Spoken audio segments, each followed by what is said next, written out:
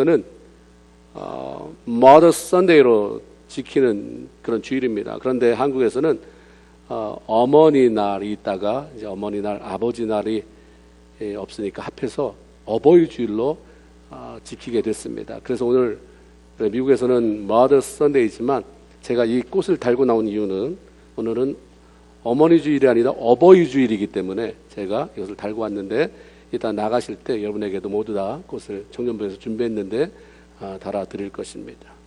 하나님께서 자신의 사랑을 모든 사람에게 일일이 나눠줄 수 없어서 그 일을 대신해 달라고 세운 사람이 어머니라고 하는 존재다라고 하는 말이 있듯이 이 세상에서 가장 아름다운 단어를 하나 고르라고 한다면 아마 어머니일 것입니다.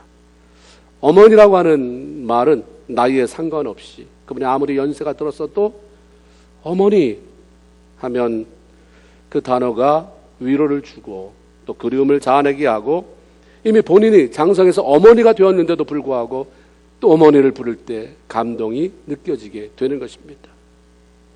그렇다고 해서 아버지의 존재가 무시될 수 있어도 좋다고 하는 것은 아닙니다.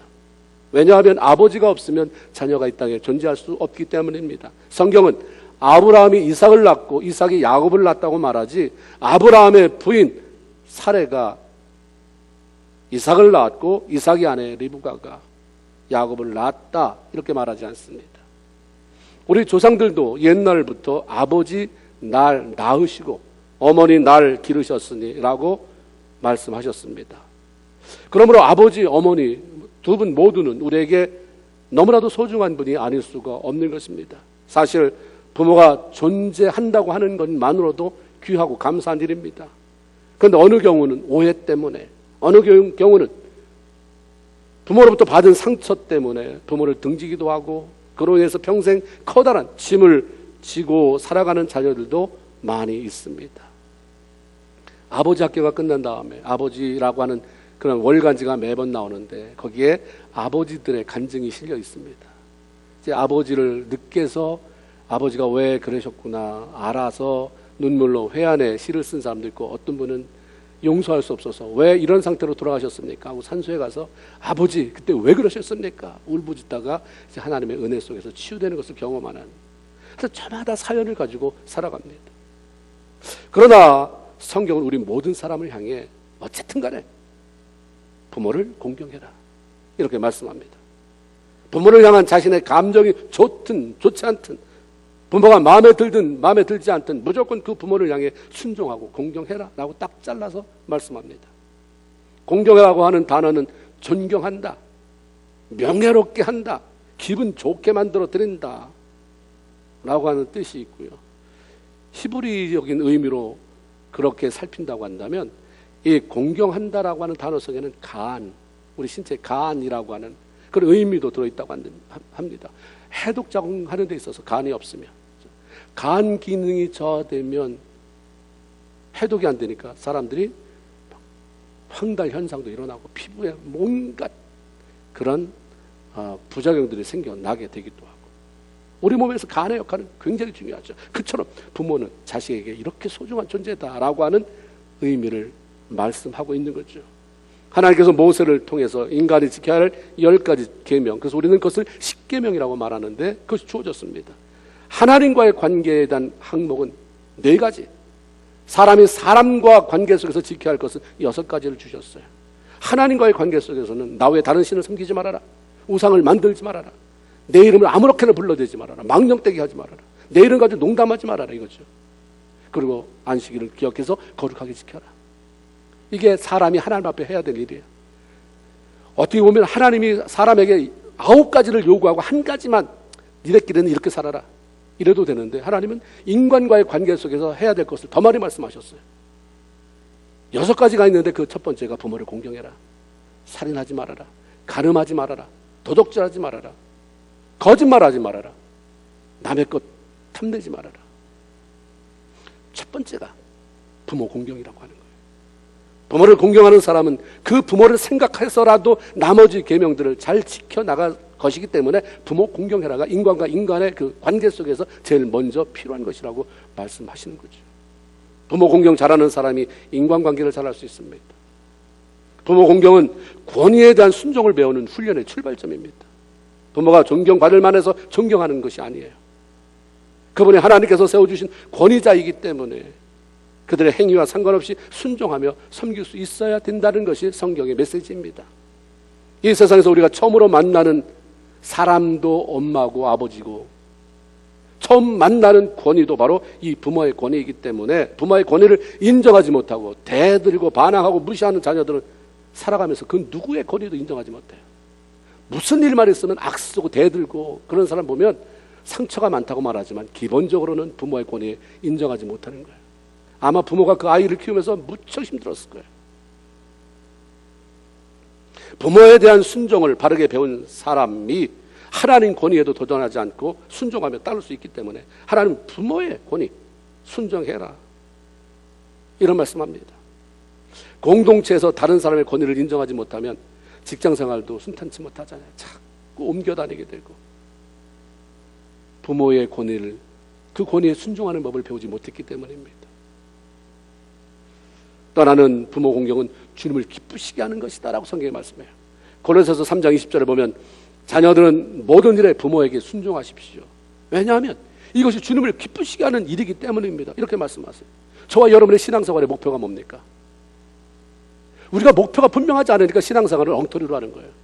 내 기분 만족하기 위해서 옵니까? 뭘 많이 얻으려고 옵니까? 하나님을 기쁘시게 하기 위한 거예요. 기본적으로가. 하나님을 기쁘시게 했더니, 하나님을 영화롭게 했더니 나는 이거 원치도 않았는데 하나님께 주어지는 거예요. 내 2세, 3세 내가 어떻게 처리할 수 있겠어요? 나는 그냥 그 내 자리에서 하나님을 기쁘시게 했더니 하나님이 알아서 내 후대도 책임져 주시고 하나님 내 미래도 책임져 주시고. 우리의 목표는 어떻게 하면 하나님을 기쁘시게 할 것인가? 근데 여기 대답을 줘요. 부모 순종이 하나님을 기쁘시게 하는 거다. 부모 공경은 단순히 부모를 기쁘게 하는 것이 아니라 궁극적으로는 하나님을 기쁘시게 하는 것이고, 그렇기 때문에 나는 그걸 원한다. 내가 안 보여서 나 공경 못한다고? 보이는 네 부모 공경해라. 내가 동일하게 취급해 줄게 라고 말씀하죠. 그러므로 육신의 부모를 잘 공경하는 사람이 영적인 아버지 하나님을 섬기는 신앙생활도 잘할 수밖에 없는 것입니다. 사도 바울은 에베소서 5장 10절에서 주를 기쁘시게 할 것이 무엇인지 시험해 보라라고 했어요. 테스트라는 얘기가 아니라 find out. 그냥 신앙생활 하지 말고 찾아내라는 거예요. 자꾸 어떻게 주님을 기쁘시게 할까? 하게 되면 하고 말게 되면 마는 게 아니라, 그러면 신앙 안 자라요. 찾아내라. 어떻게 해야 내가 예배 때 어떤 태도로 해야, 내가 사람과의 관계를 어떻게 해야, 남편하고 관계를 어떻게 해야, 내가 직장에서 사람들하고 관계를 어떻게 해야, 내가 사업터에서 사람이 찾아오는 고객에게 어떻게 해야 하나님이 기뻐하실까? 어떻게 돈을 벌어낼까가 아니라 어떻게 하나님을 기쁘시게 할까? 찾아내라, 이거죠. 왜냐하면 찾아내서 기쁘게 해야 거기에 대한 열매로 하나님의 하늘문이 열리기 때문인 거예요. 그래서 사도 바울은 그 중에 한 가지, 찾아내지 않아도 내가 알려줄게 하고 알려주는 게 뭐냐면 내 부모를 공경해라. 내 부모 말씀에 순종하고 부모님을 공경해라. 이게 하나님을 기쁘시게 하는 거다. 어떻게 하는 것이 부모를 공경하는 것인가? 저마다 다 다를 수 있겠죠. 뭐 집안의 전통일 수도 있고, 전통이 다를 수도 있고, 내가 생각하고 배워오는 것도 다를 수도 있어. 공통적인 것은 마음속 깊은 것으로부터 부모를 존경하며 그분들을 무시하지 않는 것입니다. 잠언 23장 22절에 너 낳아주신 아버지가 이르시는 말씀을 잘 듣고, 일단 경청해라. 말을 들어라. 권위에 순종하지 않는 사람은 말을 안 들어요. 무슨 말이든지 그냥 귓등으로. 그렇죠? 모든 관계에서 마찬가지예요. 일단 들어라. 내 늙으신 어머니를 절대로 우습게 여기지 말아라. 이게 우리말로 다시 재해석된 그런 잠언 23장 22절의 말씀입니다. 잠언 23장 25절에 내 아비를 기쁘게 해드려라. 내 어머니를 흐뭇하게 해드려라. 이게 우리가 늘 생각해야 되는 거잖아요. 그렇죠? 나 때문에 우리 부모가 흐뭇해하나? 나 때문에 우리 부모가 영광스러워하는가? 저렇게 당당히 하시는가? 부모의 마음에 근심을 끼치지 말고 편하게 해드리라고 하는 그런 말씀. 그게 바로 공경이라는 거죠. 두 아들을 둔 어머니가 계셨어요. 할머니죠. 장남은 사업을 해서 크게 번성했어요. 집도 큰 집을 사고 잘 살아요. 생활면에 조금도 부족함이 없어요. 반면에 작은 아들은 조그만 가게를 운영하는데 근근히 먹고 살아요.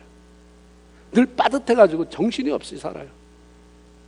근데 애들도 많이 나가지고 늘 경제적으로 어렵습니다. 근데 이 할머니는, 어머님은 늘 둘째 아들 집에 가 계시는 거예요. 틈만 나면 둘째 아들 집에. 거기 있는 걸 더 좋아하세요. 그래서 어느 날 이걸 못마땅하게 생각한 장남이, 어머니, 아니 동생은 먹고 살기도 힘들어하는 사람입니다. 근데 어머니가 자꾸 그것에 머물러 계시면 재수 씨도 그렇고 동생도 그렇고 얼마나 부담스러워하겠어요. 뭐가 부족해서 우리 집에 안 계십니까? 필요하면 말씀하세요. 다 해드릴게요. 필요하면 다 사드리고 필요하면 다 보내드릴 테니까 말씀하세요.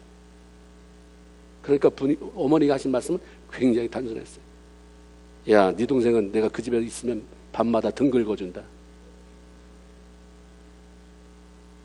그리고 손주 새끼들이 학교 갔다 오면 그냥 달라붙어가지고 할아버지, 할머니 오늘 이랬어요. 나는 그런 얘기 들으면 사는 재미가 느껴진다. 자신의 마음을 헤아려주고 관심을 가져주고 말 상대자로 여겨주는 둘째 아들 가족에게 더 마음이 끌리고 편안했던 겁니다. 부모가 원하는 대로가 아니라 내가 원하는 대로 강요하는 것, 이거 무시하는 것 아닙니까? 옆에 있는데도 불구하고 말 상대자로 여기지 않는 것, 뭘 물어봐도 제대로 몰라도 됩니다. 알 필요 없으십니다. 그게 다 무시하는 행위예요. 성에 기쁘게 해라, 흐뭇하게 해라, 우습게 여기지 말아라. 다 이 안에 포함되어 있는 것입니다. 또 하나는 부모의 권위를 인정해 드려라라고 말씀하죠. 부모에게 주어진 권위가 있더라도 자녀들이 부모에게 순종할 때 그 권위가 인정되고 살아나는 것입니다. 권위는 내가 세우는 게 아니에요. 그건 악쓰는 거예요. 내가 엄마인데 너 날 우습게 여긴다. 그건 악쓰는 것입니다. 그렇다고 권위 절대 살아나지 않아요. 내가 목사인데 그렇게, 이거 살아나지 않아요. 권위는 남이 세워주는 거예요. 남이. 아들, 딸이 잘하면 부모의 권위가 세워지는 것이고, 성도가 잘하면 목사의 권위가 세워지는 거겠죠. 아버지, 어머니가 많이 배운 것도 아니고 대단한 인격을 가진 것처럼 보이지 않아도 자녀들이 자신의 아버지, 어머니를 소중히 여기고 그분의 말씀에 순종하면 아무리 못 배웠어도 다른 사람이 함부로 못하는 거예요. 그 대단한데 자식들이 무시해요. 그러면 누가 그분을 존경하겠어요? 누가 그분의 권위를 인정하겠습니까? 권위는 세워지는 것입니다. 세워드리는 것입니다. 하나님은 부모의 말씀에 순종함으로 그 권위를 인정하고 세워드리는 자녀를 축복하시고 사용하십니다. 그런 사람이 하나님의 권위에 대해서도 절대 복종할 줄 알기 때문입니다. 여러분이 사무엘서에 대한 이야기를 아실 거예요. 사무엘이 어떻게 이 땅에 등장해서 위대한 그 사역을 했는지. 그 어머니가 아이를 못 낳다가 아이를 낳게 됐잖아요. 서원 기도를 통해서. 하나님 앞에 드리겠다. 아니, 낳았어요. 지켰어요. 그래서 하나님 앞에 드렸습니다. 그래서 어려서부터 성전에 보내져서 엘리라고 하는 제사장 밑에서 훈련을 받으며 자랐어요. 그렇기 때문에 한나가 자기를 낳아줬어도 실질적으로는 엘리 제사장이 아버지 같은 역할을 해주었습니다. 그런데 어느 날 잠자리에 들었는데 누가 자기 이름을 부르는 거예요. 사무엘아, 사무엘 부르는 소리가 나서 벌떡 일어납니다. 그게 하나님의 음성이었잖아요. 근데 아이가 처음 경험해보는 거거나 영적인 세계가 아직 열려지지 않아서 이게 하나님의 음성인지 몰랐고, 엘리 제사장이, 나 영적인 아버지가 나를 부르는구나. 일어나서 그 방을 찾아갑니다. 근데 같은 성전에 있었는데 그게 얼마나 된다고. 성경에 뭐라고 써있냐면 사무엘이 달려가. 보세요. 왜 부르세요? 이거 아니에요. 또 왜 그러세요? 이거 아니에요. 벌떡 달려가요. 이 방에서 저 방까지 얼마나 된다고, 얼마나 빠릿하게 행동을 했으면 성경은 달려갔다라고 기록하고 있어요. 권위자의 말을 얼마나 소중히 여겼으면 이렇게 행동하겠느냐 이 말이에요. 다르다. 하나님 축복하는 사람은 일단 그것부터 달라요. 권위를 인정할 수 있는. 사무엘상 3장 5절에 보면 거길 찾아가서 이렇게 얘기해요. 당신이 나를 부르셨기로 내가 여기 있습니다. 그 시간이 한밤중이에요. 누워 자더니에요. 다 자고 있는데 말이에요. 이 시간에 밤늦었는데 왜 부르고? 거기서 왜 이럴 수도 있어요. 가야 돼 이럴 수도 있어요. 벌떡 일어나서 가잖아요. 불평 없이 찾아나서 벌떡 일어나 엘리를 찾아갑니다. 3번이나 이런 일이 났어요. 얼마나 신경질을 하겠어요. 보통 요즘 자녀들 같으면 왜 또 불러 그래? 아까 할 말이 있었으면 아까 하시지. 나중에 가르쳐주죠. 이게 제가 하나님의 음성을 듣는구나. 그래서 이제 알려주죠. 나한테 올 게 없이 그 자리에서 하나님 앞에 네가 반응해라. 하나님은 절대 고리에 순종할 줄 아는 이런 사무엘을 당대 가장 위대한 뛰어난 누가 넘볼 수 없는 하나님의 사람으로 성장시키시고 사용하셨습니다. 이렇게 부모를 공경하는 사람들을 위해 하나님은 축복을 약속해 놓으셨어요. 부모를 공경하는 것은 하나님이 정해놓은 법칙입니다. 자녀들이 마땅히 해야 할 바이지만 그럼에도 부모를 공경하는 사람들에게 하나님은 이런 복을 주겠다고 약속하셨어요. 이런 것들을 통해 부모 공경은 결국 부모를 기쁘시게 하는 것만 아니라 그건 내가 잘 되는 비결이다. 안 되면 투자하는 마음을 가지고라도 해라라. 그 말씀이에요. 네가 부모 공경할 게 아무것도 안 보이면 내가 그 뒤에 축복을 약속했으니까 그 축복을 네가 누리도록 투자해라. 인베스트먼트 해라라고 하는 말씀입니다. 손해볼 거 하나도 없다는 거죠. 우리가 행복해지기를 원하시는 하나님께서 우리가 복되게 살도록 그 한 방편으로 부모 공경을 말씀하시고 그에 대한 복도 말씀하신 것입니다. 먹고 살기 위해서 얼마나 힘듭니까? 얼마나 애썼어요. 그래서 부모 거들떠볼 시간이 없어요. 너무 바빴어요. 하나 볼 때는 우수시리로다요. 웃기네. 너 왜 그렇게 사냐? 내가 약속했잖아. 네 부모한테 최소한 공경 잘해도 네가 그렇게 애쓰지 않아도 애써서 열매 없는 삶과 애쓰지 않아도 열매 있으면 그거 더 나은 거 아니냐? 그 말씀인 거예요. 에베소 6장 1절 2절에 보면 내 아버지와 어머니를 공경해라. 이것이 약속 있는 첫 계명이니 이는 내가 잘되고 땅에서 장수할 것이다 말씀합니다. 약속 있는 첫 계명이라고 하는 말은 10계명 다 읽어봐라. 어떤 거 하면 너한테 복 준다고 한 얘기가 있느냐.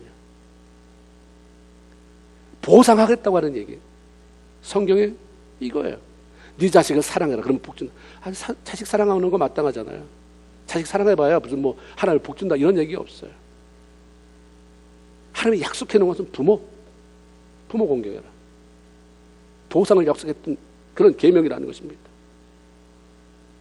출애굽기 20장 12절에 내 부모를 공경해라. 그리하면 너희 하나님 나 여호와가 다른 사람 말고 나라에서 표창장 주는 거 말고 효부상 내리는 거 효자상 내리는 거 말고 나 하나님 여호와가 내가 준 땅에서 천국에서 말고 죽으면 천국에서 말고 네가 살고 있는 동안에 땅에서 내 생명이 길리라. 신명기 5장 16절 너는 너희 하나님 여호와의 명한 대로 내 부모를 공경해라. 그리하면 너희 하나님 여호와가 내게 준 땅에서 내 생명이 길고 내게 복을 누리게 할 것이다.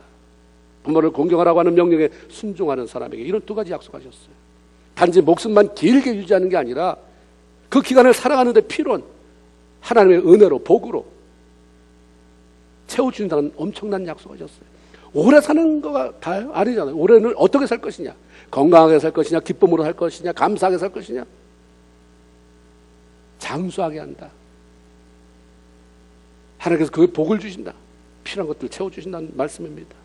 부모는 존재하고 있는 것만으로도 자녀들에게 엄청난 축복의 그러한 통로가 되는 것입니다. 부모가 생존에 계시지 않는 사람들은 친지 중에서 어른들이나 하나님께서 허락하신 믿음 안의 공동체에서 어른들을 부모처럼 대하며 정중하게 공경할 때 통일한 복을 허락하실 거라고 믿습니다. 특별히 효도가 중요하지만 효도는 일방적으로 할 수 없어요.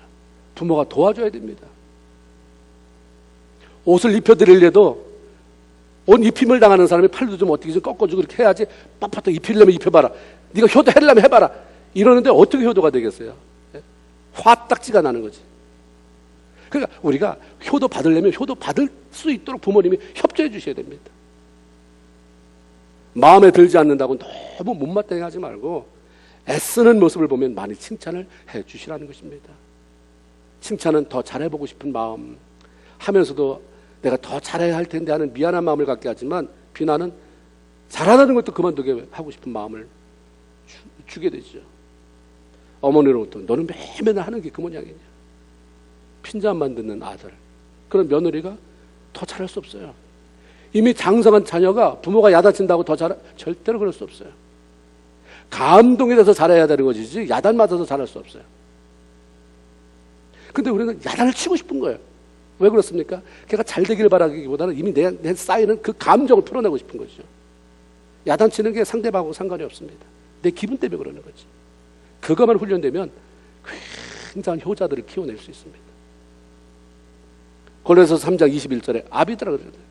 에베소 1장, 2장, 3절도 마찬가지고, 그 다음 4절에 자식들한테 부모 공경해라고 말하고 4절에는 아비들아, 요걸 좀 도와줘라라고 말씀하잖아요. 골로새서 3장 21절, 아비들아 너희 자녀를 경록히 하지 말아라. 낙심할까 한다. 분노를 일으키는 부모의 말이나 행동이 자녀들을 낙심하게 만들어요. 아, 우리 엄마는 안 돼. 내가 잘하려고 그렇게 애쓰는데도 안 돼. 우리 아버지는 안 돼. 내가 이 정도 하면 어머니는 날 너무 잘 알잖아. 내가 얼마나 평소 못하는 사람인지. 근데 요만큼 하면 좀 만족하고 칭찬하고 해줘야 되는데 이건 끝이 없는 거구나. 여기서 멈춰버리자. 낙심하게 만든다 이 말이에요. 낙심하게 만들지 말아라. 관계 속에서 사람을 낙심하게 만들지 말아요. 두 가지가 있어요. 인커리지 시키는. 그래서 그 사람한테 가면 힘이 생기는 거야. 잘해봐야 되겠다. 가면 낙심이 되는 그런 부분도 있잖아요. 잘하려고 교회에서 은혜 받고 집에 들어갔는데 저 남편 얼굴을 보는 순간에, 저 말 한마디 듣는 순간에 에휴 너나 잘해 먹어라. 이런 마음이 들게 하는 사람이 있는 것입니다. 성경은 낙심케 하지 말아라. 부모에게 1차적으로 말씀했는데 그건 부부간에도 마찬가지예요. 자꾸 욕심을 가지고 자신의 관점에서 바라보면 못마땅한 게 너무 많은 거예요. 그러니까 자꾸 강요가 되잖아요. 너무 못마땅해 하지 말아라. 다 너처럼 될 수 없으니까 강요하지 말아라. 이거 아닙니까? 다 성장한 자녀임에도 불구하고 자기가 원하는 사람으로 바꾸려고 하는 이상한 사명감을 띠고 살아가는 부모가 너무 많아요. 결혼했는데 남편도 남편 생각이 있고 아내도 아내 생각이 있는데 그걸 내가 원하는 대로 바꾸려고 하는 이상한 사명감을 내려놓아야 부부간에 평화가 찾아옵니다. 그건 사명감이 아니에요. 그런 사명감을 가지고 사는 한 갈등이 찾아와요. 그냥 있는 대로 인정해주고 칭찬해야 풍성해지잖아요. 지난주에 전 밥을 열심히 먹잖아요. 먹을 때 열심히 먹어서 다른 사람이 배불러도 제 먹는 걸 보면 배고파지게 만드는 사람이에요. 열심히 먹다가 제가 혓바닥을 깨물었어요. 얼마나 아픈지. 그래서 입을 물에다가 헹구고 보니까 좀 피가 좀 나다가 멈췄는데 그 다음 보니까 여기가 약간 염증이 생겼어요. 며칠간 너무너무 아팠어요. 여기가 아픈데 여기가 아프고 머리까지 아파요. 이야, 내 입안에 들어있는 내 혓바닥도 내가 마음대로 못해서 깨무는데 말이에요. 그죠? 그게 뭐 손에 있는 것도 입안에 있는 혓바닥인데 내가 어떻게 못해서 깨무는데 남은 어떻겠어요? 남은 내 입안에 있는 것도 아니고 손에 잡힌 것도 아니고 멀찌감치 있는 사람인데 그런 아들, 그런 배우자, 그런 이유 어떻게 우리가 내 마음대로 할 수 있어요? 애시당초 포기해야 됩니다. 내 마음대로 해서는 안 되는 거예요. 내 마음대로 할 수도 없거든요. 괜히 우리 안에 분노만 생기죠. 너는 너가 되라. 그러나 하나님 안에서 좋은 너가 되라. 너는 너 나름대로 하나님의 좋은 아들이 되고 하나님의 좋은 딸이 되고 나는 나대로 하나님의 좋은 엄마가 되고 좋은 아버지가 될 테니까. 그럼 좋은 하나님의 아버지와 좋은 하나님의 딸이 만나면 좋은 아버지, 딸이 되는 거죠. 네? 칭찬은 더 잘해보고 싶은 마음이 들게 하고 자신감을 가지게 만들고, 그래서 칭찬을 싫어하는 사람은 아무도 없어요. 미국 국회 도서관에서 공개해 오지 않았던 한 박스 공개했습니다. 아브라함 링컨의 유물이 담긴, 그 암살 당했을 때 몸에서 나왔던 것들을 그냥 박스에다 담았다가 오랫동안 보관하고 있다가 공개를 했습니다. 5가지가 들어있었대요. 하나는 그 A 링컨이라고 씁니다. 아브라함 링컨의 약자 A 링컨이라고 이렇게 누가 술을 놔서 줬던 손수건, 아마 귀한 분이 준 것 같아요. 그거 들어있었고, 두 번째는 이분이 글을 많이 썼는데 옛날에는 뭐 깃털 가지고 썼는데 그 깃털이 무뎌지면 그걸 깎아내는 그 연필 깎는 칼이 하나 들어있었고, 안경집이 들어있었는데 안경집이 다 너덜너덜한 걸 바느질해서 꼬맨 거, 그거 하나, 지갑이 하나 나왔는데 딱 5불짜리 한 장, 그리고 하나는 요만한 신문에서 오린 꼬깃꼬깃한 그 기사 스크랩한 것, 그 신문지 오려가지고 했는데 얼마나 많이 봤는지 너덜너덜해진 게 그 안에 들어있더라는 거예요.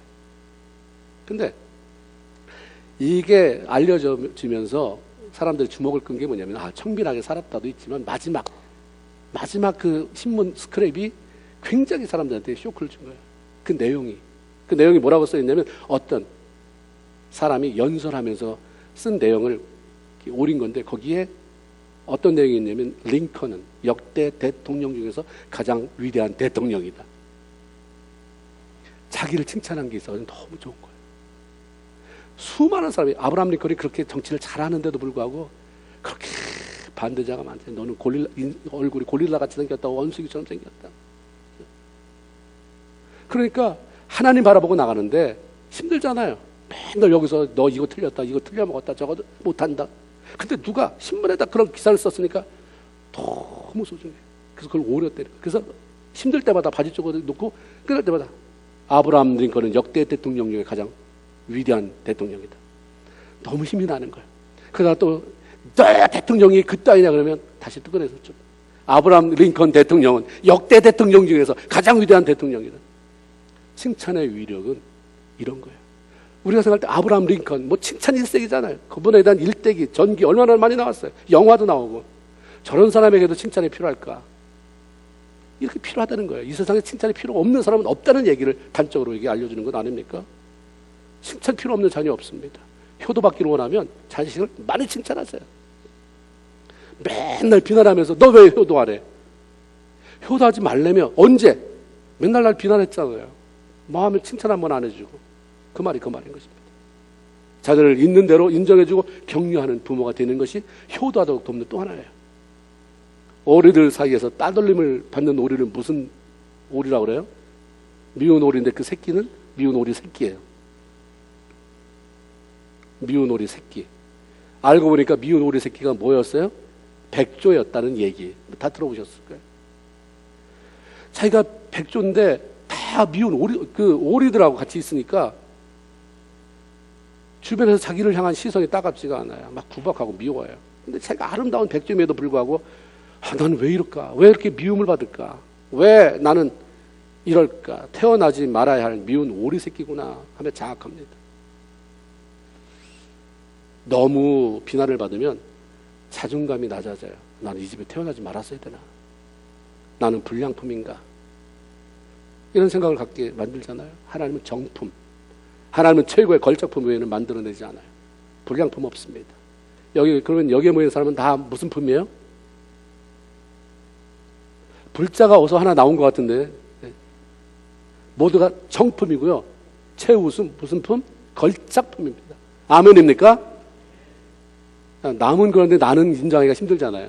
그럼 나는 하나님의 걸작품이다. 따라서 시작. 나는 하나님의 걸작품이다. 작품 중에도 거란 작품이에요. 거라다. 뛰어난 작품이라는 거죠. 걸작품입니다.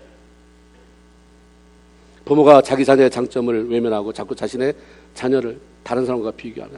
그냥 지나면서 그 집 아들은 이번에 어버이날에 뭘 줬대더라.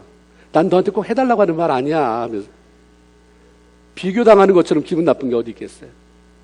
제가 어버이 주일을 다녀서 저희 아내와 한국에 있는 어머님들께 양가 부모님들께 조그만 선물을 보냈는데 그 안에 카네이션이 들었어요.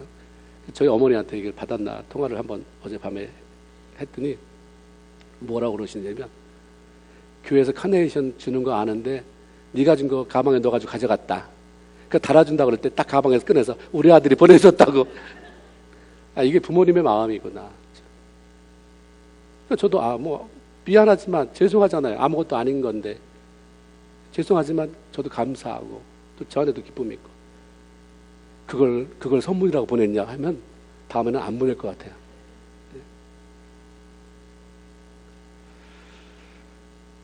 부모들도 자녀들이 효도할 수 있도록 도와주셔야 돼요. 같이 그래서 살아가는 것이고 같이 윈윈 하는 것입니다.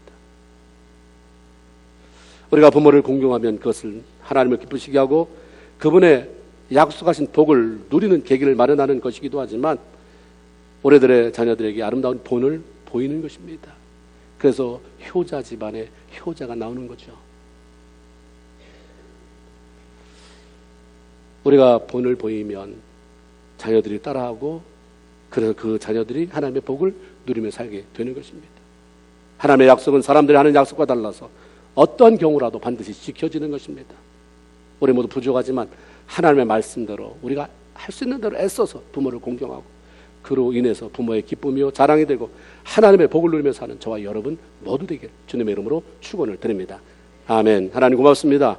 오늘 귀한 성의를